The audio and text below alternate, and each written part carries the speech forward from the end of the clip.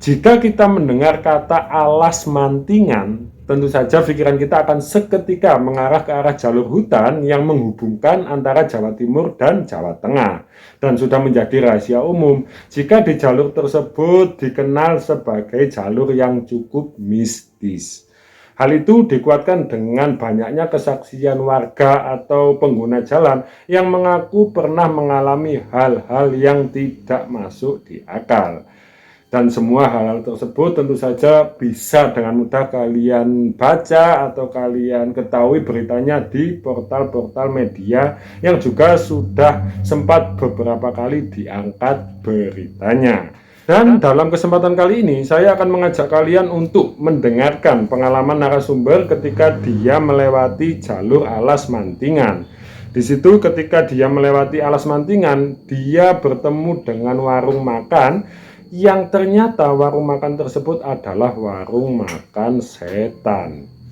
Apa saja yang dia lihat dan apa saja yang dia makan di dalam warung tersebut sebentar lagi akan saya ceritakan kepada kalian. Bagaimanakah cerita selengkapnya? Ini dia. Tokoh utama cerita kita kali ini sebuah keluarga yang berasal dari Jawa Tengah. Keluarga tersebut beranggotakan Bapak Hasan, Ibu Sukma, anak pertama berusia 7 tahun bernama Fadli, kemudian anak terakhir masih balita ini bernama Bilqis.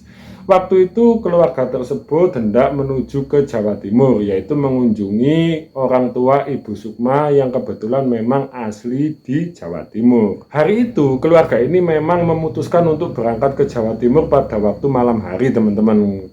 Itu karena siangnya Bapak Hasan ini masih sibuk kerja. Hal itulah yang akhirnya membuat keluarga ini memutuskan untuk berangkat ke Jawa Timur pada malam hari.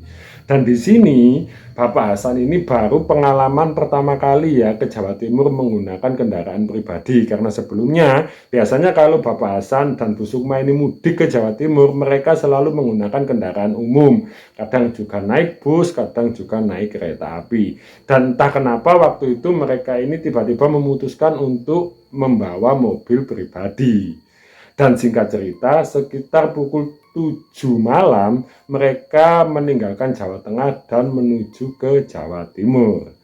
Sepanjang perjalanan tentu saja keluarga ini sangat riang gembira teman-teman, karena selain sudah lama tidak bertemu dengan orang tuanya, Ibu Sukma ini sebenarnya ingin memberi kabar kalau dia sedang hamil muda. Dan singkat cerita, sekitar pukul 1 dini hari, mereka akhirnya memasuki kawasan alas mantingan. Waktu itu tentu saja yang terjaga masih Bapak Hasan beserta Ibu Sukma. Kedua anaknya ini sudah tertidur lelap. Di situ tentu saja perasaan Pak Hasan yang sebelumnya biasa-biasa saja perlahan mulai gelisah karena Bapak Hasan baru menyadari jika kawasan alas mantingan benar-benar sepi dengan tidak adanya satupun penerangan. Hal itu sebenarnya bisa dibilang wajar teman-teman, karena Pak Hasan ini kan awalnya memang baru pertama kali ya ke situ. Mungkin beliau masih belum menguasai medan dan juga beliau masih baru pertama kali mengetahui alas mantingan keadaannya seperti itu. Itu kalau menurut saya sih waktu itu nangkepnya Bapak Hasan kaget lah ketika baru masuk ke alas mantingan. Di situ tentu saja Pak Hasan seketika menanyakan keadaan tersebut kepada Ibu Sukma. Bu, ini kok sepi banget jalannya, apa kita nggak nyasar? Kata Pak Hasan. Dan di situ Bu Sukma sepertinya juga kebingungan ini teman-teman, karena kalau kita ingat selama Bu Sukma mudik ini selalu menggunakan kendaraan umum ya. Jadi waktu itu Bu Sukma juga bilangnya kayak ya nggak tahu, saya juga baru pertama kali ini bawa kendaraan pribadi seperti itu. Dan singkat cerita, akhirnya mereka memasuki kawasan alas mantingan dengan keadaan yang sangat sepi dan gelap gulita. Keadaan jalan di alas mantingan waktu itu tentu saja bergelombang, jadi tidak semulus jalanan sebelumnya. Jadi kendaraan yang sebelumnya melaju dengan cepat, waktu itu tentu saja dipaksa untuk melaju dengan lambat. Di situ karena goncangan jalan, akhirnya si Fadli, anak pertama yang sebelumnya tertidur lelap, waktu itu seketika terbangun. Namun sayangnya ketika Fadli terbangun ini, Fadli mengeluh jika dia mulai kelaparan. Di situ Fadli tentu saja langsung merintih kepada kedua orang tuanya. Ya, aku lapar, kata Fadli. Mendengar hal itu tentu saja Ibu Sukma mencoba menenangkan anaknya karena Ibu Sukma ini pun tahu jika waktu itu dia masih berada di tengah-tengah hutan. Tenang nak, habis ini kita cari makan. Tapi sekarang kita masih di tengah hutan. Seperti itu. Singkat cerita, belum selesai mereka ini berdebat, tiba-tiba pandangan Fadli mengarah ke arah luar dan di situ dia melihat adanya warung yang berada di tepi jalan. Mengetahui hal itu, tentu saja si Fadli ini seketika berteriak teman-teman, karena di situ dengan mata kepalanya sendiri dia benar-benar melihat warung makan yang masih buka. Ya, itu ada warung. Mendengar hal itu tentu saja Pak Hasan ini kaget. Kok bisa di tengah-tengah hutan, di tengah malam juga, dini hari, kok masih ada warung yang buka. Di situ pandangan Pak Hasan seketika menoleh ke kanan dan dia pun juga melihat jika malam itu ada warung yang masih buka. Ini sebenarnya sudah aneh nih kalau dinalar ya, ini sebenarnya sudah aneh. Harusnya mereka ini tetap jalan. Tapi di situ Bu Sukma pun mengajak suaminya untuk berhenti karena selain Bu Sukma ini sepertinya juga lapar. Waktu itu Bu Sukma tiba-tiba kebelet buang air kecil. Jadi waktu itu Bu Sukma kurang lebih ngobrolnya ke Pak Hasan seperti ini. Ya udah Pak, ayo kita berhenti. Ini kebetulan aku juga kebelet pipis nih. Ya nanti kalau ada warung buka, nanti kalau nggak ada warung buka gimana? Kasihan anak kita, dia sudah lapar. Seperti itu. Dan singkat cerita, akhirnya Pak Hasan pun berhenti dan memutuskan untuk pergi ke warung tersebut. Sesampainya di depan warung, Pak Hasan ini sebenarnya sudah merasa curiga teman-teman. Kenapa? Karena malam itu Pak Hasan tidak melihat adanya siapapun yang ada di dalam warung tersebut. Jadi dari arah luar, warung ini sudah kelihatan sangat sepi teman-teman. Namun memang pintunya kebuka dan dari arah luar kayak snack, makanan itu masih terlihat dengan cukup jelas. Dan di situ ketika mobil berhenti, Bu Sukma ini seketika mengajak Fadli untuk turun ya terlebih dahulu karena Bu Sukma sudah tidak mampu lagi menahan ingin kencing. Dan di situ akhirnya Pak Hasan memilih untuk turun terakhir ya sambil membawa si Bilkis anaknya yang masih balita yang waktu itu masih dalam keadaan tertidur pulas. Dan singkat cerita, setelah Bu Sukma ini masuk ke dalam warung duluan, ini Bu Sukma masuk duluan ini bersama Fadli ya teman-teman. Pak Hasan beberapa lama kemudian akhirnya menyusul masuk ke dalam warung tersebut. Singkat cerita, akhirnya Pak Hasan ini kan masuk. Pas Pak Hasan masuk, waktu itu Pak Hasan benar-benar tidak melihat siapapun teman-teman. Jadi posisinya Pak Hasan ini masuk, beliau sambil menggendong Bilkis yang sedang tertidur. Di situ Pak Hasan langsung duduk di salah satu meja yang telah disediakan dengan tatapan matanya yang menghadap ke kanan dan ke kiri untuk melihat keadaan di dalam warung tersebut. Keadaan di dalam warung tersebut sebenarnya itu tidak berbeda dengan warung-warung pada umumnya ya teman-teman. Jadi di atas meja itu ada kerupuk, habis itu di etalase kayu sudah terlihat kayak ayam goreng, telur, dan sebagainya. Jadi keadaan warung itu benar-benar tidak berbeda dengan warung pada umumnya. Dan di situ setelah beberapa saat Pak Hasan ini melihat keadaan, tiba-tiba Pak Hasan dihampiri oleh seorang perempuan tua yang diduga kuat perempuan tua tersebut adalah pemilik warung yang ada di tengah-tengah alas mantingan tersebut. Dan disitulah akhirnya sosok perempuan tua tersebut mendekati Pak Hasan dan menyapanya dengan sangat sopan. Permisi Pak, mau makan apa? Silahkan pesan dahulu. Istri dan anak Bapak masih ke toilet. Ucap sosok perempuan tua tersebut. Mendengar hal itu tentu saja mata Pak Hasan seketika mengarah kembali ke atas etalase menu makanan ya sambil memperhatikan ada apa aja sih menu di dalam warung tersebut. Dan disitulah akhirnya Pak Hasan memesan 3 porsi ayam goreng plus nasi ya teman-teman. Jadi yang 2 ini buat istri dan anaknya yang masih di toilet, dan yang satu untuk Pak Hasan sendiri. Untuk minumnya, Pak Hasan ini memesan 1 kopi panas dan 2 es teh manis. Mendengar hal itu, tentu saja si perempuan tua ini seketika kembali untuk mempersiapkan pesanan Pak Hasan. Dan ternyata perempuan tua tersebut ini jalannya pincang, teman-teman. Jadi nggak jalan normal itu enggak, waktu itu pincang seperti itu. Mengetahui hal itu tentu saja Pak Hasan ini mencoba bersikap biasa-biasa saja ya, dengan matanya yang sesekali kembali memperhatikan suasana dalam warung yang memang cukup mencurigakan. Saat itu mata Pak Hasan ini kanan kiri, melihat ke kanan dan ke kiri sambil berpikir si sosok perempuan tua ini tinggal bersama siapa di warung itu, kayak gitu. Dan singkat cerita, setelah beberapa saat kemudian Bu Sukma yang sebelumnya di toilet bersama Fadli, waktu itu akhirnya keluar. Namun anehnya ketika keluar, Bu Sukma ini wajahnya aneh, wajahnya kebingungan dengan tangannya yang memegangi tengkuknya ya, leher bagian belakang, dengan matanya yang sesekali melirik ke kanan dan ke kiri. Dan beberapa saat setelah itu akhirnya Bu Sukma ini duduk di kursi Pak Hasan yang kemudian disusul oleh Fadli. Di situ ketika Bu Sukma duduk, Bu Sukma dengan perlahan membisiki Pak Hasan karena Bu Sukma juga merasa ada yang aneh di dalam warung tersebut. Pak, warung ini sepertinya aneh deh. Di sini nggak ada siapa-siapa loh.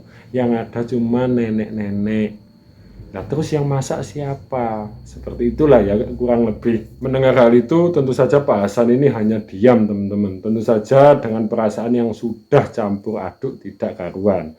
Di situ Pak Hasan, Bu Sukma dan Fadli ini hanya diam dengan tatapan matanya yang terus menghadap ke kiri dan ke kanan. Dan singkat cerita, setelah beberapa saat kemudian, akhirnya pesanan mereka pun datang. Di situ ketika makanan mereka datang, bukannya senang, mereka ini malah terkejut, teman-teman. Kenapa? Karena saat itu makanan yang datang bukannya makanan yang fresh, tapi makanan yang hampir basi. Nasinya itu udah basah-basah seperti itu loh, udah mau basi. Habis itu ayam gorengnya itu udah sangat keras dan kayak menghitam seperti itu. Mengetahui hal itu tentu saja Bu Sukma ini seketika melarang Fadli untuk memakannya, karena Bu Sukma pun tahu kalau makanan itu udah tidak layak untuk dikonsumsi. Mengetahui hal itu, Bu Sukma pun seketika berpikir kan si Fadli ini masih lapar. Akhirnya pandangan Bu Sukma mengarah ke arah tempe dan tahu yang saat itu masih berada di etalase makanan. Dan disitulah akhirnya Bu Sukma ini berinisiatif untuk memesan tempe dan tahu saja dan dibungkus agar bisa dimakan di mobil. Kalau menurut saya pribadi waktu itu pemikiran Bu Sukma masih rasional ya, masih masuk akal, karena mungkin mikirnya kalau tempe dan tahu itu nggak mungkin basi. Kalau lihat dari bentuknya tempe dan tahu basi kan udah kentara ya teman-teman. Jadi waktu itu Bu Sukma masih melihat tempe dan tahu ini masih fresh dan belum basi. Jadi di situ pun masih diselingi percakapan yang sangat gimana yo, sangat aneh dengan makanan tersebut, terutama si Pak Hasan. Mah, ini kok makanannya seperti ini sih? Ini gak layak makan ini. Kayak gitu. Dan di situ Bu Sukma pun juga menjelaskan, ya udah jangan dimakan. Ini gak beres ini warungnya. Mending kita pesan tahu dan tempe saja buat ganjel weteng. Jadi mengganjal perut seperti itu. Nanti kalau ada warung kita beli lagi seperti itu. Dan singkat cerita akhirnya Bu Sukma ini memesan kembali kepada nenek-nenek tua tersebut. Bu, saya pesan tempe dan tahu tapi dibungkus ya, kayak gitu. Dan sambil menunggu pesanan bungkusan tersebut dibuatkan, akhirnya Fadli, Pak Hasan dan Bu Sukma ini diam sambil menatap menu nasi dan ayam goreng hampir basi tersebut yang waktu itu ada di depan mejanya. Di situ perasaan Pak Hasan dan Bu Sukma seketika campur aduk tidak karuan, teman-teman, karena selain perasaan yang memang dari awal sudah curiga, malah ditambah dengan makanan yang sangat-sangat tidak layak untuk dikonsumsi. Di situ belum selesai, Pak Hasan dan Bu Sukma ini menunggu bungkusan datang, tiba-tiba pandangan Bu Sukma dan Pak Hasan ini mengarah ke arah salah satu bagian warung yang di situ ada sosok laki-laki tua yang terlihat keluar dan menuju ke arah belakang warung. Sosok laki-laki tua tersebut terlihat sedang berjalan pelan sambil sesekali menggeleng-gelengkan bagian kepalanya seperti ini. Mengetahui semua itu, puncak rasa takut Bu Sukma dan Pak Hasan sepertinya sudah tidak bisa ditahan. Di situ Bu Sukma seketika berdiri dan mengarah ke arah nenek-nenek tua tersebut untuk segera mengambil pesanannya dan segera membayarnya. Namun anehnya di situ si sosok nenek-nenek tersebut tidak mau dibayar dengan dalih semua yang ada di dalam warung tersebut gratis. Mengetahui semua itu, tentu saja perasaan mereka ini semakin ketakutan tidak karuan, ditambah di detik-detik itu si Bilqis yang sebelumnya tertidur pulas waktu itu tiba-tiba menjerit menangis ketakutan. Jadi seperti menjerit nangis anak bayi yang tiba-tiba menjerit seperti itu. Karena di situ suasana sudah semakin kacau, akhirnya Pak Hasan dan Bu Sukma ini seketika berjalan cepat sekaligus menyeret Fadli untuk segera keluar dari area rumah makan tersebut. Namun anehnya ketika mereka sudah berada di luar area rumah makan, pandangan mereka kembali ke dalam rumah makan yang ternyata di dalam rumah makan tersebut mereka melihat ada banyak sekali orang. Jadi warung yang sebelumnya ini terlihat sepi teman-teman, malam itu benar-benar terlihat banyak orang ya. Jadi terlihat banyak pengunjung. Menurut Pak Hasan waktu itu yang dia lihat ada beberapa orang yang duduk, ada beberapa orang yang terlihat makan dan sebagainya. Mengetahui semua itu tentu saja perasaannya sudah tidak bisa lagi diceritakan. Dia masuk ke dalam mobil dengan Bu Sukma ini yang sudah mengeluarkan air mata. Puncaknya mereka akhirnya meninggalkan area warung tersebut tentu saja dengan keadaan yang sudah sangat ketakutan. Hingga akhirnya setelah melalui alas mantingan tersebut, Pak Hasan dan Bu Sukma ini di dalam mobil hanya diam dengan tubuhnya yang bergetar. Yang namanya habis melihat seperti itu pasti semua orang bergetar ketakutan teman-teman. Namun di situ Bu Sukma masih memegang bungkusan yang sebelumnya dipesan tersebut. Tapi anehnya di situ Fadlilah yang terlihat cukup tenang. Di sini ada dua kemungkinan sih kalau menurut saya pribadi. Mungkin Fadli ini masih belum paham jika itu semua adalah makhluk halus. Yang kedua, Fadli ini memang sebelumnya sudah mengetahui jika itu semua makhluk halus seperti itu. Dan puncaknya sesampainya mereka ini di rumah orang tua Bu Sukma seketika menceritakan apa yang telah dialaminya dan mereka bersama-sama membuka bungkusan yang sedari tadi dibawa oleh Bu Sukma ya. Jadi bungkusan yang sebelumnya dibungkus adalah tempe dan tahu tersebut. Di situ ketika bungkusan dibuka ternyata bukan tempe dan tahu seperti yang dipesannya, melainkan adalah kepala ayam yang masih banyak bulunya. Wah, ini cerita benar-benar gila teman-teman sebenarnya. Jadi ceritanya ini benar-benar kompleks dan untuk kalian yang sudah membacanya mungkin sudah mengetahui ya bagaimana alur ceritanya. Dan di sini saya membuat versi storytelling yang sangat cocok jika kalian dengarkan sambil beraktivitas maupun sambil beristirahat, teman-teman. Seperti itu. Dan akhir cerita, terlepas dari itu semua, tidak hanya di alas mantingan sih teman-teman, dimanapun kita berada, dimanapun kita berkendara, harusnya kita tetap waspada, tetap konsentrasi, dan yang paling penting jangan lupa berdoa teman-teman, karena kita pun tahu kita hidup di dunia ini, kita tidak sendiri, ada mereka yang ada di sekitar kita. Oke, mungkin cukup itu saja cerita dari Lakon Story kali ini, sampai jumpa di cerita-cerita kami berikutnya. Bye.